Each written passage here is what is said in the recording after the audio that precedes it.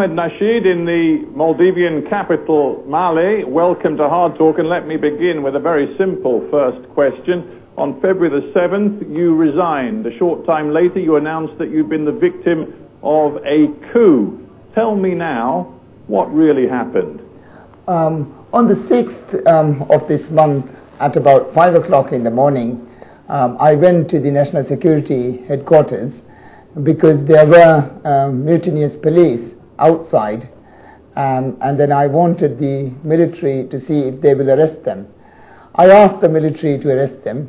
I worked on it till about 11 in the morning the next day, but the military refused, and later on they joined with the police, and both together gave me an ultimatum that I should resign within 1 hour. In front of that kind of hostility and the threats that they were very clearly demonstrating to everyone, I resigned because I did not want the military, neither the police, to use arms and start shooting at the people. Neither did I want the police to storm the National Security Headquarters.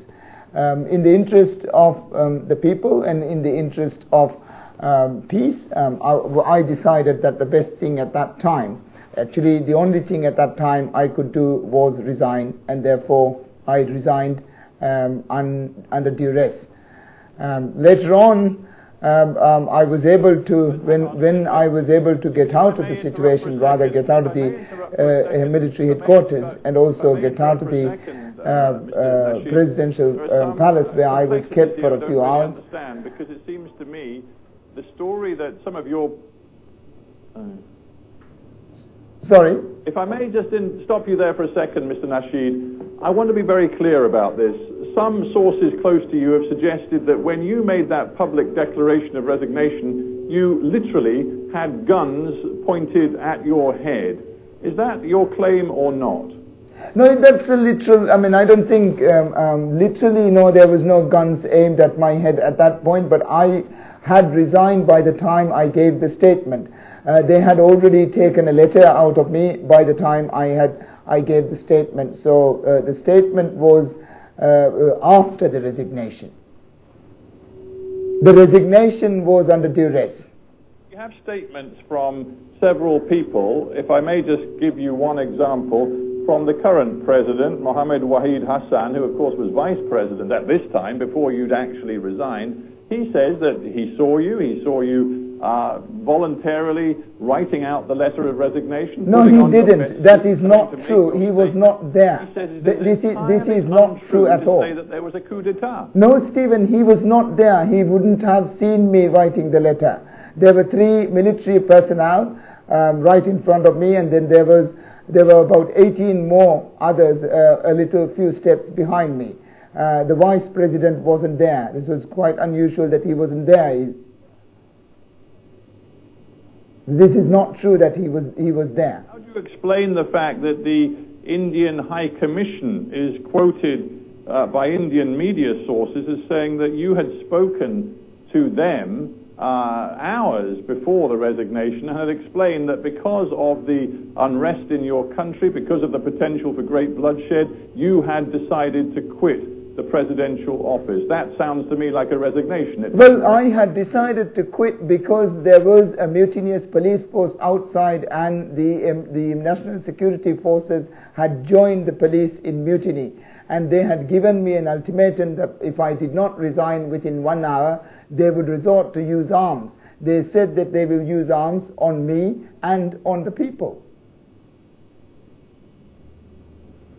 That is why I resigned. The truth that you resigned because you failed. You failed to maintain the security of your nation, the most fundamental duty of any president, and you had lost control of many of the people in your country, including people inside your own armed forces. You had failed. Well, you have to understand that the Maldives is a very tender democracy. After 30 years of dictatorship, we had a new constitution, and we are in the process of consolidating democracy. Now, we are, unlike in the past, we did not purge the police, we did not purge the military, neither did we arrest anyone from the opposition or from the previous administration from the dictatorship. We wanted to see how we may be able to work with people. We wanted to see how we may be able to do things more amicably. I did not remove anyone from the military, neither did I remove anyone from the police. The idea was that we will be able to work it out so that democracy can be consolidated over a period of time.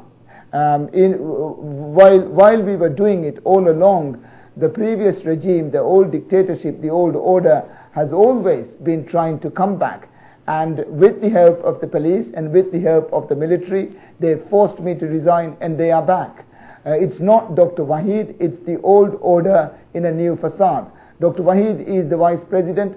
Of course, he knew about the coup, he knew what was going on, and now the old order is back again. We have to get the Maldives back on track. We have to have democracy here. Our people had high aspirations in implementing the new constitution, and they still want to see the constitution implemented, and they still want to see democracy ongoing. You have to have a look at what is happening in the Maldives.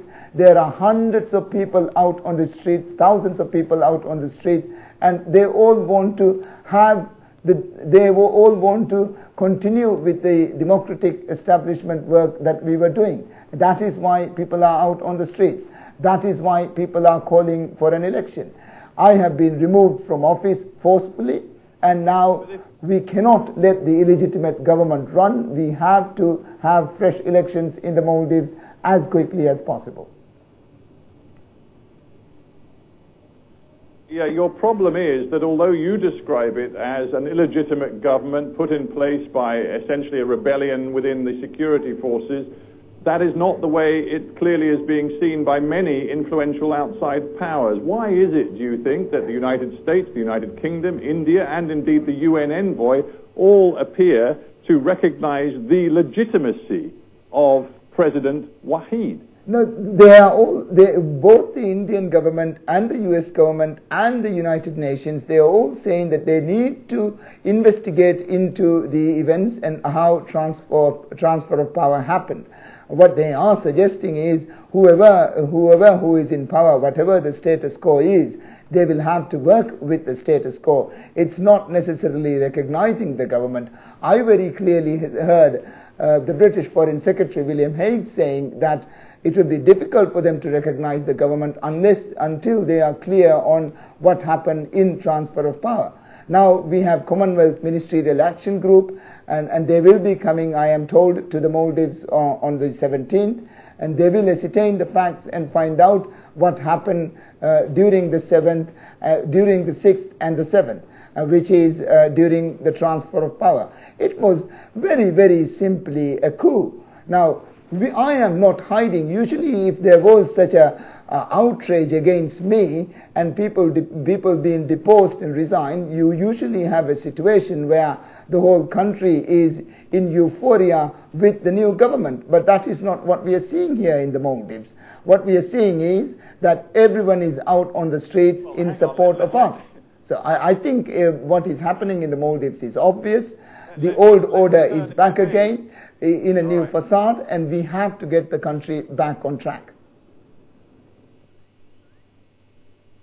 Let me turn your logic around a little bit. If indeed it was the forceful coup that you say it was, it seems very odd to me that there you sit quite happily in the TV studios in Mali talking to me, telling me what a terrible thing has befallen you.